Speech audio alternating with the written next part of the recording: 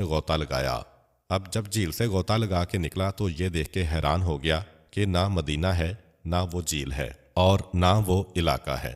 ایک دریا تو نظر آ رہا ہے مگر بالکل اجنبی کوئی مقام ہے، اور حیرت کی بات یہ ہے کہ میں مرد بھی نہیں ہوں بلکہ عورت بن چکا ہوں، صرف جھیل میں ایک غوطہ لگا کر نکلنے کے بعد۔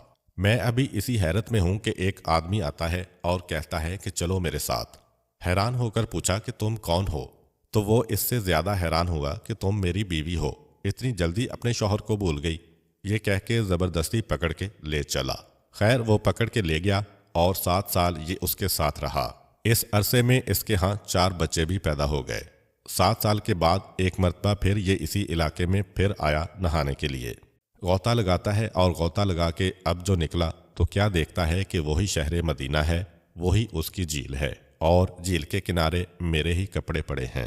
حیرت کے عالم میں ہے کہ 7 سال پہلے میں یہاں سے گیا تھا، کپڑے اب تک بوسیدہ بھی نہیں ہوئے ہیں، اس پاس کے علاقے میں کوئی تبدیلی بھی نہیں آئی۔ اس حیرت کے عالم میں کپڑے پہن کر چلا، وہ سارا راستہ وہی ہے۔ گھر میں داخل ہوا تو حیران ہو کے دیکھا کہ بیوی ناراض ہو رہی ہے۔ ابھی تھوڑی دیر پہلے خود کسی کی بیوی تھا، لیکن اب اس کی بیوی ناراض ہو رہی ہے اور کہہ رہی ہے کہ میرے سپوز مچھلی کر کے گئے تھے کہ میں اسے تیار کروں، اور تم خود کہاں رہ گئے تھے؟ اور حیرت کی بات یہ ہے کہ مچھلی اب تک تڑپ رہی ہے۔ وہ جو مچھلی کا تڑپنا تھا وہ ابھی تک ختم نہیں ہوا تھا۔